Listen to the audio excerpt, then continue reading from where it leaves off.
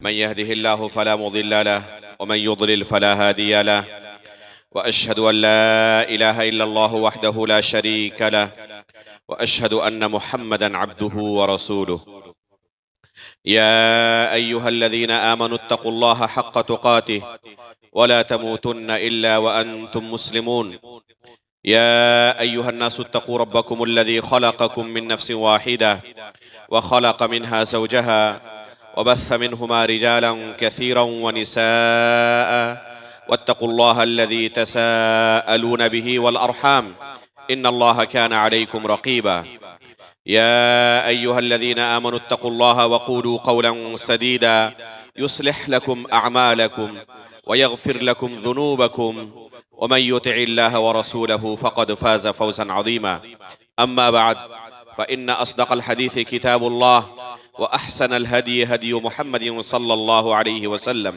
व शर्रल उमूरि मुहदसातुहा व कुल्ल मुहदसतिन बिदअह व कुल्ल बिदअतिन ज़लालह व कुल्ल ज़लालतिन फिन्नार। इंतहाई काबिल क़द्र मशाइख़ किराम, बुज़ुर्गान दीन व मिल्लत, अजीज़ दोस्तों और पर्दा नशीन माओ बहनों,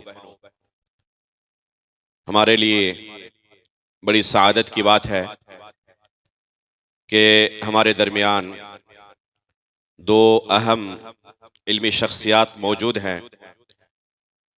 फ़ज़ीलतुश शेख फैसल बिन अब्दुल हकीम मदनी हफ़िज़हुल्लाह, जो जामिया इस्लामिया नूरबाग कौसा मुमरा के वकीलुल जामिया हैं, और इसी तरह फ़ज़ीलतुद दुक्तोर अब्दुर्रहमान बिन इक़बाल मदनी हफ़िज़हुल्लाह, जो जामिया इस्लामिया नूरबाग कौसा मुमरा के अक़ीदे के उस्ताद हैं, जिन्होंने जामिया इस्लामिया मदीना तैयबा से, मदीना यूनिवर्सिटी से अक़ीदे पर PhD की है। जो वक्त बचा है कोशिश करेंगे कि इंशाअल्लाह हम शेखैन से भी कुछ इस्तिफ़ादा करें। गर्चे मशाइख बहुत थके हुए हैं, खुसूसन हमारे वकीलुल जामिया इससे पहले आज ही सफ़र से आने के बाद 2 जगह खिताब कर चुके हैं। फिर भी गुजारिश करूंगा कि 5 मिनट ही सही लोगों को अपने खिताब से फ़ायदा पहुंचाएं, और इंशाअल्लाह हम फ़ज़ीलतुद दुक्तोर अब्दुर्रहमान बिन इक़बाल मदनी हफ़िज़हुल्लाह से भी उनका खिताब सुनेंगे। मुख्तसर ही सही, वक्त चूँकि इशा के बाद शुरू हो रहा है और बहुत ज़्यादा वक्त देना मुमकिन नहीं है, आप लोगों के लिए भी बहुत देर तक बैठना मुनासिब नहीं होगा। जो वक्त है अल्लाह रब्बुल आलमीन से हम दुआ करते हैं कि इसी में बरकत अता फरमाए और हमें दीन की चंद अहम बातें सुनने और सीखने की तौफीक अता फरमाए। मोहतरम हाज़िरीन, इंतहाई इख्तिसार के साथ मैं चंद बातें आपके सामने पेश करना चाहता हूँ। गुजारिश होगी आपसे कि गौर से सुने और समझने की कोशिश करें, इसलिए कि जिस मौजू पर मैं बात करना चाहता हूँ इस मौजू को ठीक से समझने की ज़रूरत है, और ये मौजू ऐसा है जिसकी ज़रूरत हर घर में पड़ती है। वो मौजू है तलाक के अहकाम व मसाइल। हमारे मदरसे के अंदर एक फतवा कमेटी है जिसका एक मैं मेंबर हूं। सबसे ज्यादा जिस मसले के मुतालिक हमारे पास लोगों की तरफ से सवालात आते हैं, अगर हम खुलासा के तौर पर कहें तो 2 किस्म के सवालात सबसे ज्यादा आते हैं। एक है तलाक के ताल्लुक से और दूसरा है मीरास के ताल्लुक से। लोगों को इस मसले के ताल्लुक से जानने की बहुत ही ज्यादा जरूरत है, और अफसोस के इस मौजू पर दर्स ना होने की वजह से, जुमा का खुतबा ना होने की वजह से, कॉन्फ्रेंस से ना होने की वजह से अक्सर व बेशतर आम लोग इस मसले के ताल्लुक से कोई इल्म नहीं रखते, बल्कि मदरसे के अंदर पढ़ने वाले तलबा भी जब इस मसले को सुनते हैं तो कहते हैं कि हमें भी इस मसले का इल्म नहीं था, पहली बार हमने तलाक के मसले को सही तरीके से समझा। हालांकि हर घर के अंदर इसकी जरूरत है इज़्दिवाजी जिंदगी गुजारते हुए। इसलिए नहीं कि हमें तलाक देने की जरूरत है, बल्कि हकीकत में शरीयत की मंशा यह है कि तलाक ना हो या कम से कम हो। अल्लाह रब्बुल आलमीन ने जो शरीयत हमारे लिए नाजिल की है, अगर इस शरीयत का हम खुलासा निकालना चाहें किताब और सुन्नत के तमाम दलाइल का इस्तिक़सा करने के बाद उलमा ने जिक्र किया है कि किताब और सुन्नत के तमाम दलाइल का खुलासा यह है कि यह शरीयत 5 अहम बुनियादी चीजों की हिफाजत के लिए अल्लाह ताला ने नाजिल की है। वो 5 अहम बुनियादी चीजें क्या हैं? एक नंबर पर दीन की हिफाजत, ये सब पर मुकद्दम है, और इसीलिए अल्लाह ताला ने शिर्क को हराम करार दिया, कुफ्र को हराम करार दिया, बिदअत को हराम करार दिया, क्योंकि ये तमाम चीजें दीन को नुकसान पहुंचाती हैं। दूसरे नंबर पर नफ्स की हिफाजत, जान की हिफाजत। कुरान में अल्लाह ताला ने क्या कहा? अगर किसी ने एक मासूम शख्स को कत्ल किया तो पूरी इंसानियत को उसने कत्ल कर डाला, और एक नफ्स को बचाया तो फकअन्नमा अहयन्नासा जमीआ, पूरी इंसानियत को उसने जिंदा कर दिया। तो जान की हिफाजत के लिए अल्लाह ताला ने कत्ल को हराम करार दिया है।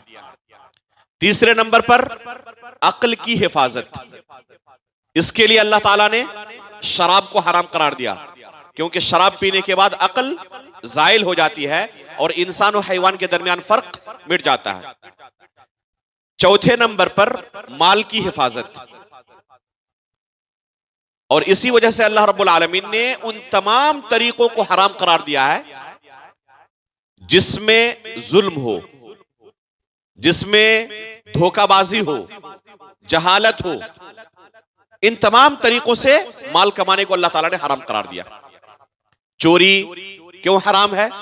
क्योंकि ये माल कमाने का हराम तरीका है, तो माल की हिफाजत के लिए शरीयत नाजिल हुई है। और 5वें नंबर पर नसब और नस्ल की हिफाजत। नसब और नस्ल की हिफाजत कैसे होगी? निकाह को इसलिए अल्लाह रब्बुल आलमीन ने मशरू करार दिया और ज़िना को हराम करार दिया। शैतान इंसान का खुला हुआ दुश्मन है, अदुव्वुम मुबीन है। शैतान की हमेशा कोशिश होती है कि एक इंसान ज़िना से करीब हो, निकाह से दूर हो। इसलिए आप देखेंगे जब निकाह का कोई रिश्ता कायम होता है, शैतान अपनी हरकत शुरू कर देता है, किसी भी तरीके से ये रिश्ता कायम ना हो पाए। लड़की वाले को, लड़के वाले को एक दूसरे के ताल्लुक से बदजन करता है और किसी भी तरीके से इस रिश्ते को कायम होने से पहले ही तोड़ देता है। इसलिए इंसान को क्या करना चाहिए? उन तमाम रास्तों पर रोक लगानी चाहिए जिससे शैतान को कामयाबी मिलने की उम्मीद हो। जिनमें से एक रास्ता हमारे मुआशरे के अंदर आम हो चुका है, मंगनी की रस्म, जिसमें लाखों खर्च किए जाते हैं और मंगनी होने के बाद एक मुद्दत तक इस तरह छोड़ दिया जाता है लड़के लड़की को। और ये लोग क्या समझते हैं कि हम मियां बीवी बन चुके हैं। ना लड़के के घर की तरफ से पाबंदी होती है, ना लड़की की तरफ से, और ये आपस में घंटों बात करते रहते हैं, बल्कि बाहर खाना खाने के लिए, टहलने के लिए, घूमने के लिए निकल जाते हैं। गोया के मंगेतर ना हो, मियां बीवी हो। ये शरअन हराम है, जायज नहीं है। ये शैतानी रास्ता है। उसे गलत तरीके से जो जायज रिश्ता कायम होने वाला था, उससे पहले ही हराम के अंदर शैतान ने उसे मुब्तला कर दिया। और बिल आखिर बहुत सारे मौकों पर देखा जाता है कि रिश्ता अक़द से पहले ही टूट जाता है। इसलिए या तो इस मंगनी की रस्म को खत्म करें या इसे कमतर करने की कोशिश करें। जहां तक मुमकिन हो सके इसमें खर्च कम हो, और बल्कि मुमकिन हो तो उसी मजलिस में अक़द निकाह पढ़ा दें, अक़द कायम कर दें, ताकि वो रस्मी तौर पर, शरई तौर पर मियां बीवी हो जाएं। अब उनके लिए आपस में गुफ्तगू करना, इज़्दिवाजी ताल्लुक कायम करना हलाल है, तो कम से कम उनको हराम से बचाने का एक आसान सा तरीका यह हो सकता है कि उसी मजलिस में निकाह पढ़ा दिया जाए। अगर निकाह ना भी पढ़ाएं तो दोनों पर पाबंदी रखें। अभी ये दोनों आपस में मियां बीवी नहीं बने हैं, एक दूसरे के लिए हराम है। जिस तरह एक अजनबी लड़की है, उसी तरह ये मंगेतर भी है। उसके साथ किसी भी तरह का कोई ताल्लुक कायम करना, फोन पर बातें करना, आपस में मिलना जुलना, बाहर टहलना हराम है, जायज नहीं है। जिस तरह अजनबी लड़की है, वो भी एक अजनबी है। मंगनी बस निकाह का वादा है, निकाह नहीं है। वो मंगेतर है, बीवी नहीं है। अब निकाह कायम हुआ, शैतान कोशिश शुरू कर देता है किसी तरह ये घर टूट जाए, दोनों के दरमियान तलाक हो जाए।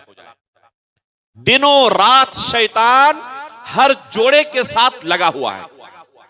आपको यह एहसास हो या ना हो, अल्लाह के रसूल सल्लल्लाहु अलैहि वसल्लम की हदीस है, सही मुस्लिम के अंदर रिवायत मौजूद है, हर जोड़े के साथ सुबह से शाम तक शैतान लगा हुआ है, किसी तरह ज़ौजैन के दरमियान झगड़ा हो और नौबत तलाक तक पहुंच जाए। अल्लाह के रसूल सल्लल्लाहु अलैहि वसल्लम फरमाते हैं, रोजाना रात को शैतान अपना अर्श लगाता है पानी पर और अपने चेलों से दिन भर की रिपोर्ट लेता है, किसने क्या काम किया है अपनी रिपोर्ट पेश करो। आता है, ये कहता है कि मैंने ये काम किया, मैंने ये काम किया, ये इस तरीके से फसाद मचाया, इस तरीके से अल्लाह की इबादत से उसे दूर किया। इब्लीस हर एक के रिपोर्ट को रिजेक्ट कर देता है, कहता है तुमने कुछ नहीं किया, तुमने कुछ नहीं किया, तुमने कुछ नहीं किया। यहां तक कि एक चला आकर क्या कहता है, मैं मियां बीवी के साथ लगा रहा। यहां तक कि कोशिश करते करते करते करते करते करते नौबत यहां तक पहुंच गई कि एक ने दूसरे को तलाक दे दी, इस घर को मैंने तोड़ दिया। खुश होकर इब्लीस, हदीस के अल्फाज हैं कि उसे यल्तज़िमुहु, सीने से लगा लेता है, थपथपी देता है, शाबाशी देता है, कहता है तुमने हकीकत में कोई कारनामा अंजाम दिया है। तो इब्लीस को किसी घर को तोड़ने के बाद जो खुशी महसूस होती है, किसी दूसरे अमल से उतनी खुशी महसूस नहीं होती। हर एक के साथ लगा हुआ है कि किसी तरह तलाक की नौबत तक इंसान पहुंच जाए और यह घर टूट जाए। सिर्फ तलाक की वजह से मियां बीवी के दरमियान जुदाई नहीं होती है, दो घर टूटते हैं। सिर्फ दोनों के दरमियान जुदाई नहीं होती है, बच्चे बर्बाद हो जाते हैं, एक दूसरे के साथ दुश्मनी शुरू हो जाती है, एक दूसरे को देखना तक गवारा नहीं करते, सलाम तक नहीं करते।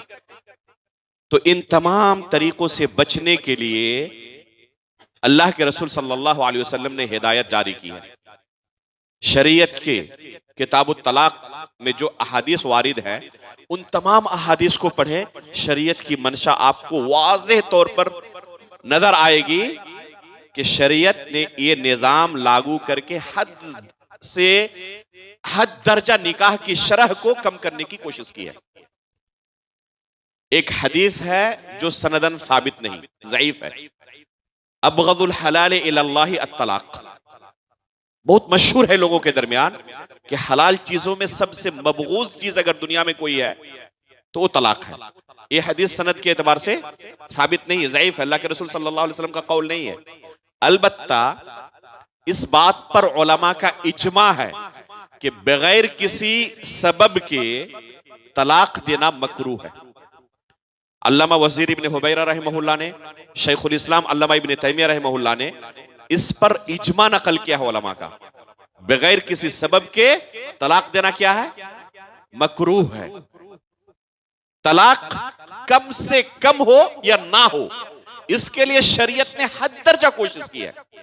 इसी वजह से तलाक के साथ हंसी मजाक करने से मना किया है, तलाक के साथ हंसी मजाक करने से मना किया है। अल्लाह के रसूल सल्लल्लाहु अलैहि वसल्लम फरमाते हैं, सलासुन जिद्दुहुन्ना जिद्दुन व हज़लुहुन्ना जिद्द, तीन चीजें ऐसी हैं कि इंसान सीरियसली कहे या मजाकन कहे वाक़ई हो जाती है। एक है निकाह, एक है तलाक और एक है रुजू करना, तलाक देने के बाद बीवी को दोबारा अपनी ज़ौजियत में वापस लेना। इन तीन चीजों में मजाक नहीं चलता है। मजाक से भी आप कहें फिर भी शरीयत उसको वाक़ई कर देती है, चाहे सीरियसली आप कहें या मजाक के तौर पर कहें, वाक़ई हो जाती है। इसलिए एक इंसान को अपनी इज़्दिवाजी जिंदगी में हद दर्जा मोहतात रहना चाहिए। कभी भी मजाक से भी बीवी को तलाक के अल्फाज नहीं बोलने चाहिए।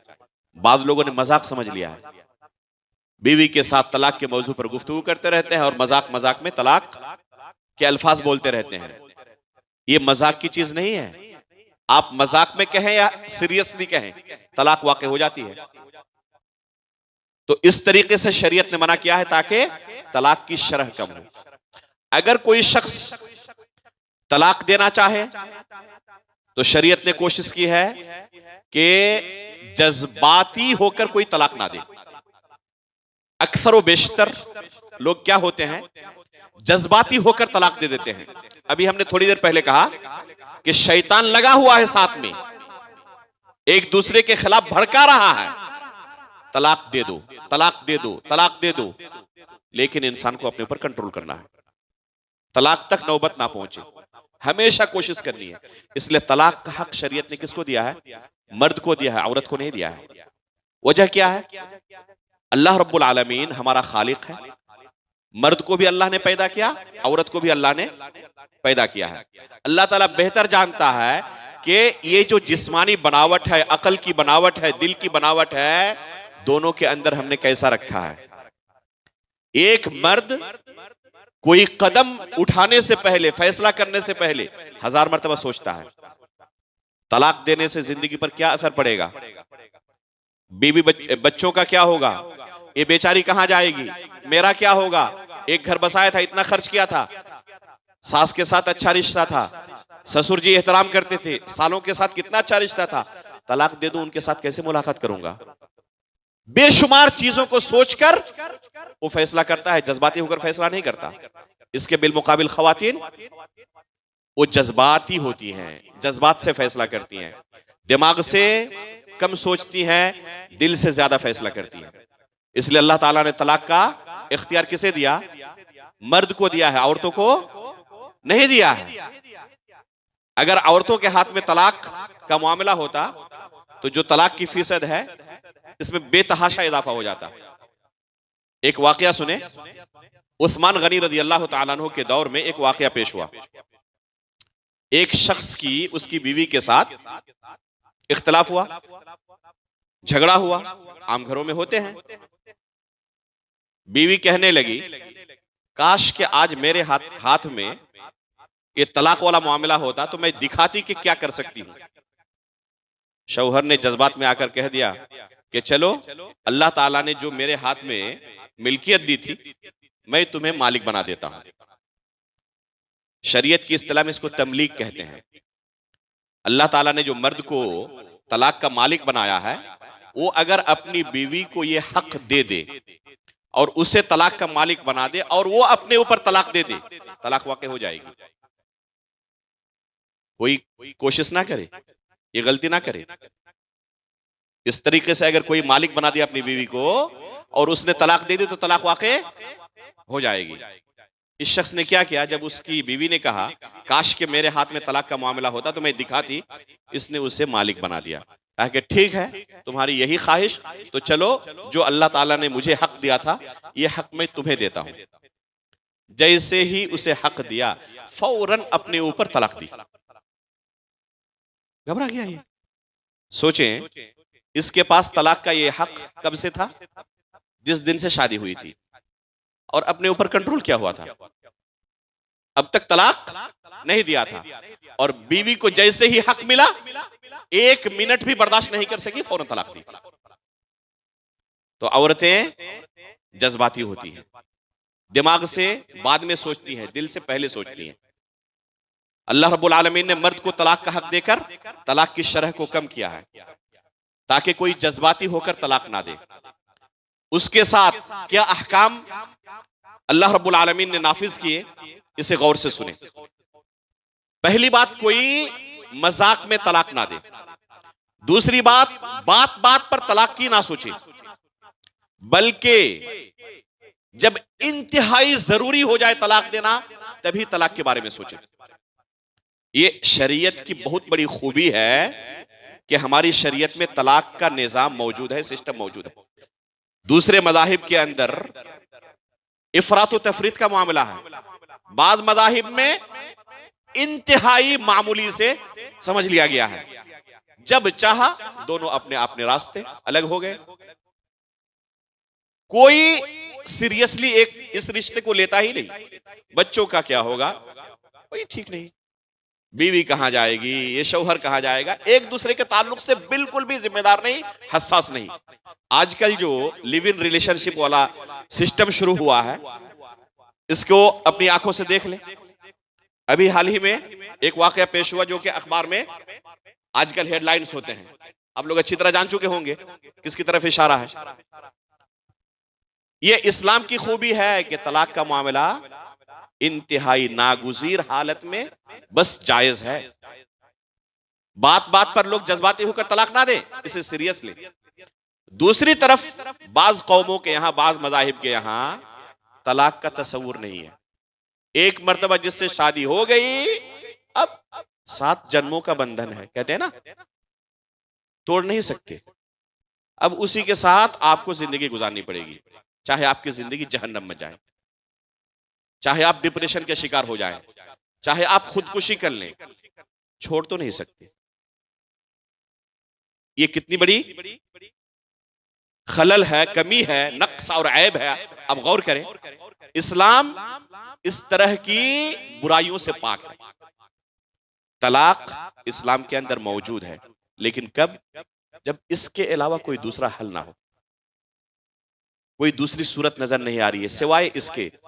अगर लगे किसी को, लड़के या लड़की को, कि इस पार्टनर के साथ जिंदगी गुजारने का मतलब है कि मैं शायद जहन्नम चली जाऊं, जन्नत से महरूम हो जाऊं, शायद डिप्रेशन का शिकार हो जाऊं, शायद खुदकुशी की नौबत आ जाए, नहीं, उस हद तक पहुंचने की जरूरत नहीं है। अल्लाह रब्बुल आलमीन ने शरई हल रखा, तलाक लेकर अपने रास्ते अलग कर सकते हैं, वो भी मारूफ तरीके से।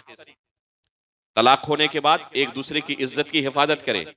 मियाँ बीवी एक दूसरे के बेशुमार राज जानते हैं, एक दूसरे के लिए लिबास होते हैं।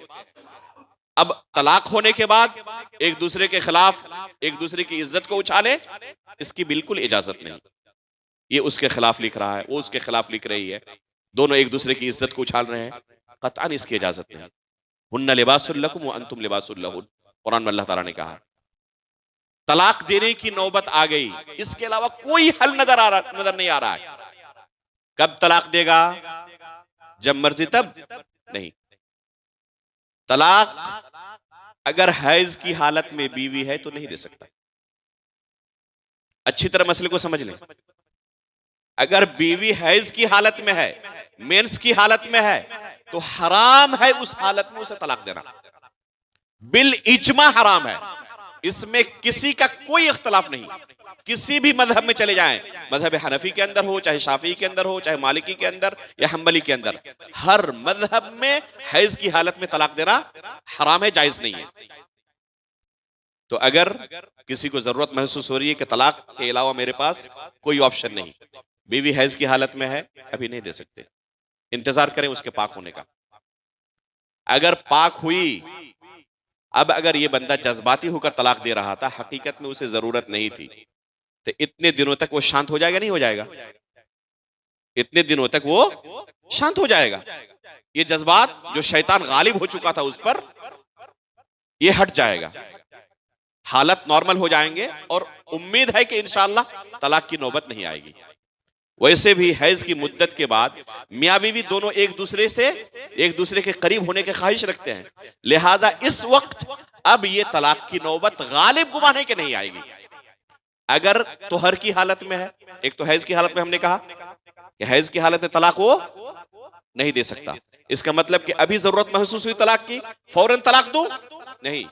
तलाक देने से पहले आप देखें कि बीवी हैज की हालत में है क्या? हैज की हालत में तलाक आप नहीं दे सकते। अगर तोहर की हालत में है, हाइजा नहीं है, हैज की हालत में नहीं है, तो तोहर की हालत में जब चाहे तलाक दें? नहीं। अगर उस तोहर में बीवी के साथ हम बिस्तरी कर चुका है, तलाक नहीं दे सकते।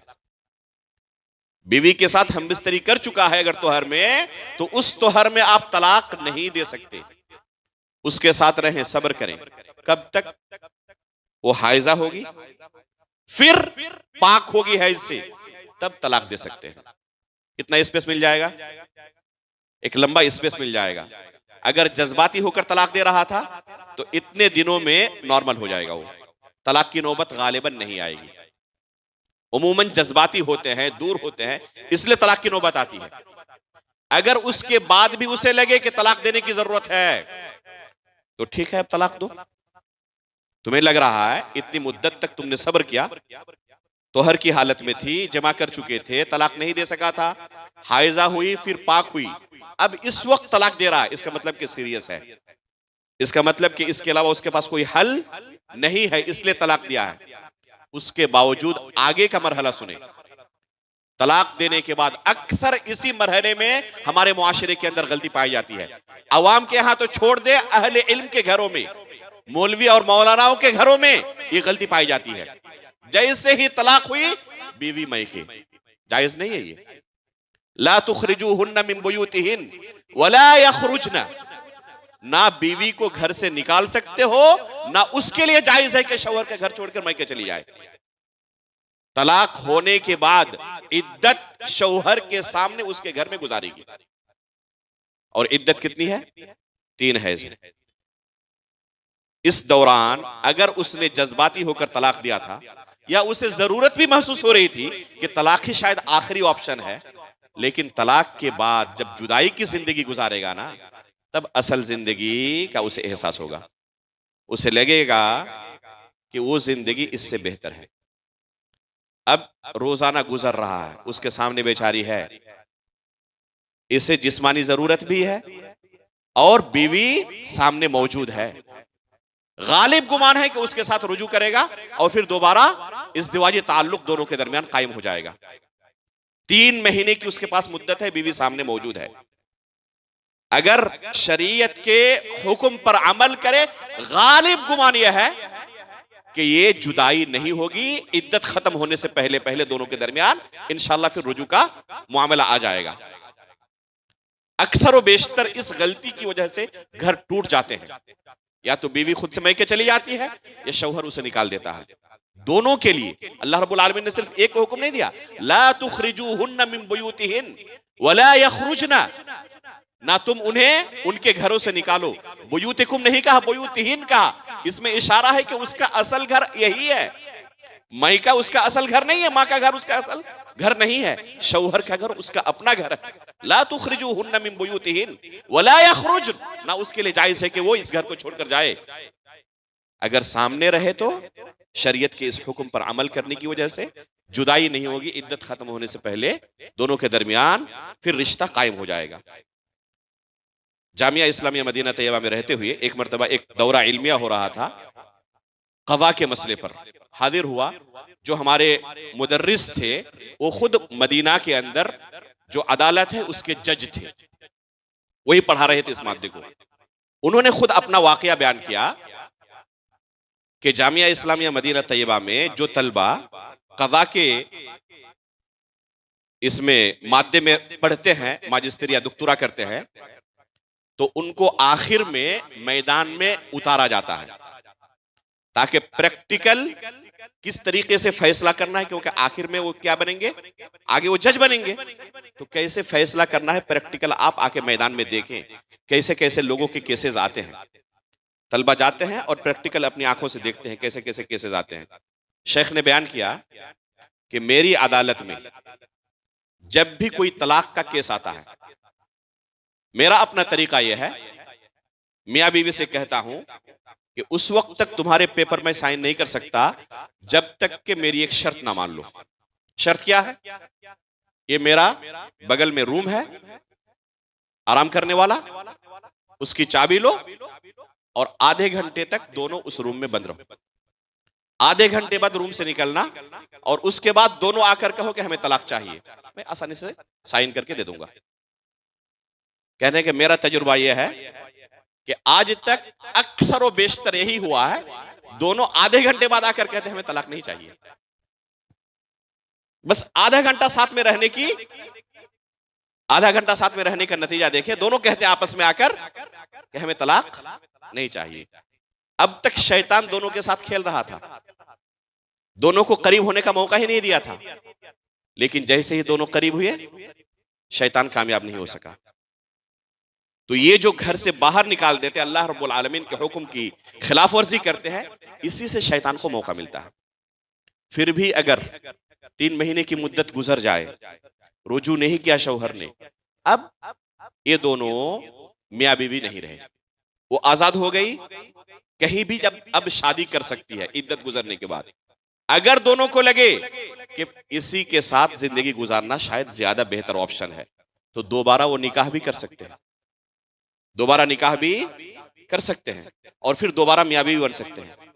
दोबारा निकाह करेगा, लेकिन अब नए सिरे से पैगाम देना पड़ेगा, महर देना पड़ेगा। जिस तरह पहली शादी हुई थी पहली बार, उसी तरह दूसरी बार उसके साथ शादी होगी। अब उसे बीवी बना लिया, जो बातें शुरू से अब तक मैंने जिक्र की उन तमाम बातों को दोबारा दोहराइए। इस बीवी के साथ उसी तरह रहना चाहिए जिस तरह शुरू से अब तक मैंने बयान किया। कोशिश करे कि तलाक तक नौबत ना पहुंचे। फिर अगर तलाक की नौबत आ गई तो फिर उसी तरह उसे करना है। घर में सामने रहे वो 3 महीने तक। फिर अगर इद्दत गुजर गई, रुजू नहीं किया, वो फिर आजाद हो गई, कहीं भी शादी कर सकती है। फिर अगर लगे दोनों को कि आपस में रिश्ता कायम करना है, शायद ज्यादा बेहतर ऑप्शन है, फिर कर सकते हैं रिश्ता कायम। अभी भी मामला खत्म नहीं हुआ है। दूसरे तीसरी बार शादी कर सकते हैं दोनों और फिर मियावी बनकर रह सकते हैं। फिर अगर तलाक की नौबत आए तो गालिबन इसके बाद कोई नहीं चाहेगा कि हम दोनों दोबारा फिर रिश्ता कायम करें। अगर शरीयत के अहकाम की पाबंदी करें तो तीसरी तलाक के बाद नौबत नहीं आएगी। फिर भी अगर कोई गलती कर बैठे और लगे कि हकीकत में हमें साथ ही रहना चाहिए, तो शरीयत का हुक्म है तीसरी तलाक के बाद हत्ता तनकिह ज़ौजन गैरा। अब दोनों आपस में उस वक्त तक मियां बीवी नहीं बन सकते जब तक कि ये लड़की किसी दूसरे के साथ शादी ना करे।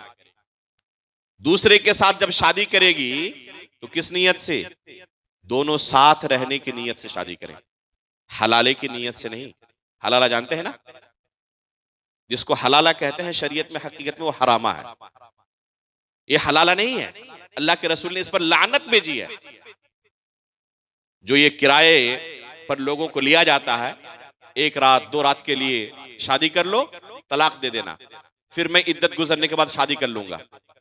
इस तरीके से बीवी हलाल नहीं होती, जायज नहीं है उसके साथ शादी करना, हराम है।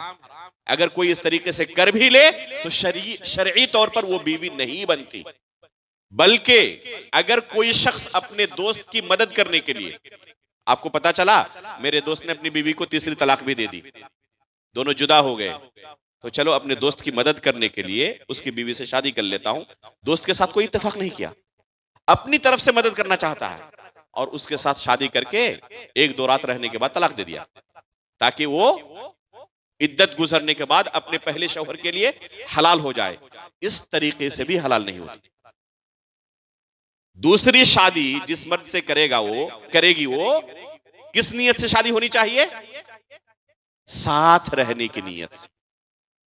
फिर अगर दूसरे शौहर के साथ निबाह ना हो सका, इसके साथ भी तलाक की नौबत आ गई या शौहर की वफात हो गई, तो इद्दत गुजरने के बाद पहले शौहर से फिर निकाह कर सकती है। यह है तलाक का शरई निजाम। अक्सर व बेशतर लोग इस शरई हुक्म को ना जानने की वजह से कदम कदम पर गलती करते हैं और गलती करने के बाद उसकी इस्लाह बड़ा मुश्किल है। अक्सर व बेशतर हमारे पास जो सवालात आते हैं, गलती करने के बाद सवाल लेकर आते हैं और गलती की इस्लाह बहुत मुश्किल है। इसलिए मेरे भाइयों, इन मसाइल को लोगों के दरमियान आम करना चाहिए ताकि हर कोई जाने कि इसका नतीजा क्या होगा, हमारी जिंदगी पर इसका असर क्या पड़ेगा। अल्लाह रब्बुल आलमीन से हम दुआ करते हैं कि अल्लाह रब्बुल आलमीन इन अहकाम व मसाइल को हमें फॉलो करने की तौफीक अता फरमाए, हमारी ज़िंदगी के अंदर खुशहाली लाए, सआदत और चैन व सुकून की ज़िंदगी नसीब करे। अल्लाह रब्बुल आलमीन तलाक जैसी नौबत हमारी ज़िंदगी में ना आए, हमें इसकी तौफीक अता फरमाए।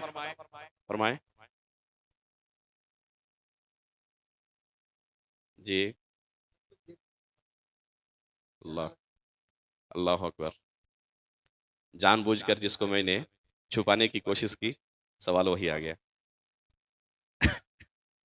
ला बस, सवाल आप लोगों ने सुना, मैंने जानबूझकर इस मसले को जिक्र नहीं किया था, लेकिन सवाल आया है तो जवाब देना जरूरी हो जाता है। हैज की हालत में अगर कोई तलाक दे तो हमने क्या कहा? हराम है, जायज नहीं है। अब्दुल्लाह बिन उमर रज़ी अल्लाह तआला अन्हु ने अपनी बीवी को हैज की हालत में तलाक दे दिया था।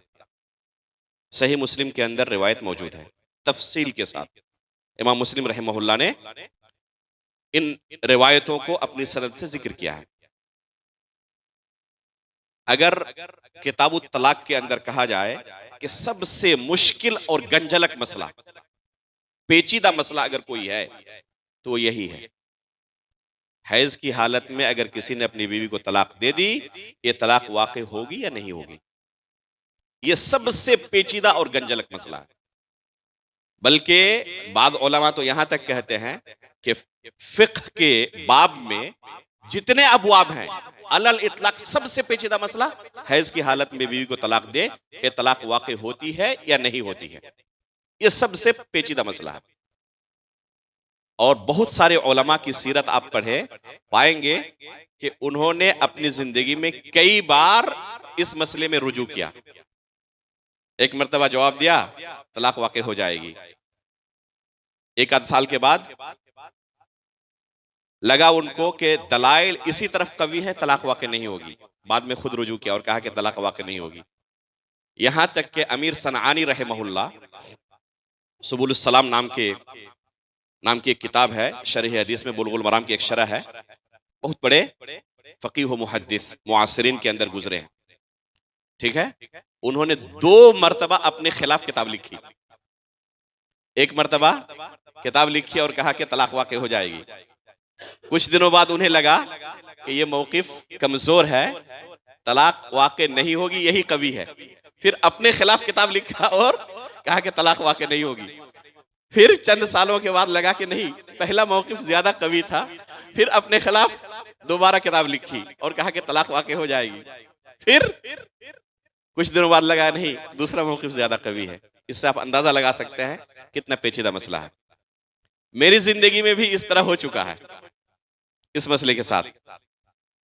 अभी इस वक्त इस मसले को एक लंबी मुद्दत तक पढ़ने के बाद जिस नतीजे पर मैं पहुंचा हूं, और ये कह नहीं सकता कि आइंदा इससे रुजू नहीं करूंगा, इसलिए कि इससे पहले रुजू कर चुका हूं। अभी जिस मौकिफ को मैं राजिह समझता हूं, जिस पर अल्लाह रब्बुल आलमीन के साथ मुलाकात करने वाला हूं, वो यह है कि तलाक वाक़ई हो जाएगी। इसलिए कि अब्दुल्लाह बिन उमर रज़ियल्लाहु ताला अन्हु ने जो तलाक अपनी बीवी को दी थी, दलाइल बिल्कुल वाज़ेह मालूम होते हैं कि वो तलाक वाक़ई हो गई थी। सही बुखारी के अंदर जो लफ्ज है हुसिबत अलैया बिततलीक़ा फरमाते हैं कि ये एक तलाक शुमार की गई थी। सही मुस्लिम की रिवायत है, अब्दुल्ला बिन उमर से पूछा गया जिन्होंने खुद तलाक दी थी अपनी बीवी को, कि आपने जो तलाक दी थी अपनी बीवी को तलाक शुमार की गई थी? कहा कि हाँ, एक तलाक शुमार की गई थी। अब्दुल्ला बिन उमर के 2 मशहूर शागिर्द, एक नाफे और एक सालिम बिन अब्दुल्ला बिन उमर, उनके सबसे जरूर कदर शागिर्द दोनों हैं। इनसे पूछा गया तो इन दोनों ने कहा कि तलाक वाक़ई हो गई थी। इसलिए राजिह ये मालूम होता है कि तलाक वाक़ई हो जाएगी, वल्लाहु आलम बिस्सवाब। अलबत्ता उलमाए अहले हदीस को भी आप पूछें तो दोनों मौक़िफ़ आप पाएंगे, दोनों मौक़िफ़ आप पाएंगे। बाद उलमा कहेंगे तलाक वाक़ई नहीं होती, बाद कहते हैं तलाक वाक़ई हो जाती है। तो वजह उसकी यही है क्योंकि मसला आसान नहीं है, इंतहाई गंजलक मसला है। मुआसिरीन के अंदर अगर आप देखें तो शेख इब्न उसैमीन रहमहुल्लाह, शेख इब्न बाज रहमहुल्लाह, उनसे पहले अल्लामा शौकानी रहमहुल्लाह, अमीर सनआनी रहमहुल्लाह, नवाब सिद्दीक हसन खान रहमहुल्लाह, शेखुल इस्लाम इब्न तैमिया रहमहुल्लाह, अल्लामा इब्न क़य्यिम रहमहुल्लाह, इतने अजिल्ला उलमा हैं। ये तमाम कहते हैं तलाक वाक़ई नहीं होगी।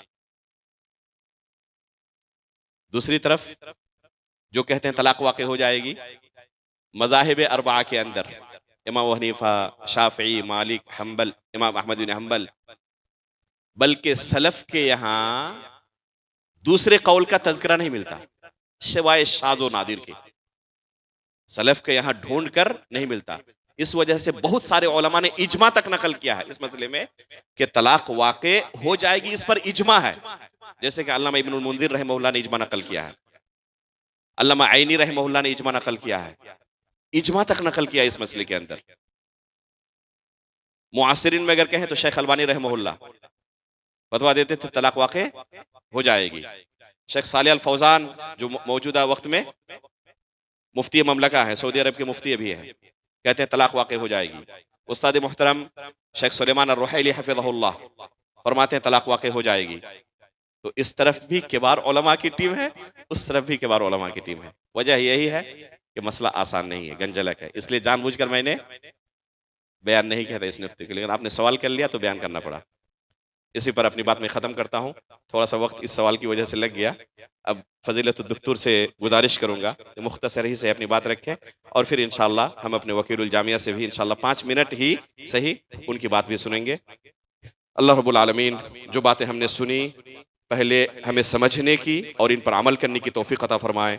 फिर दुआ करूंगा अल्लाह रब्बुल आलमीन हमारी ज़िंदगी में खुशी लाए, चैन और सुकून लाए, सआदत लाए,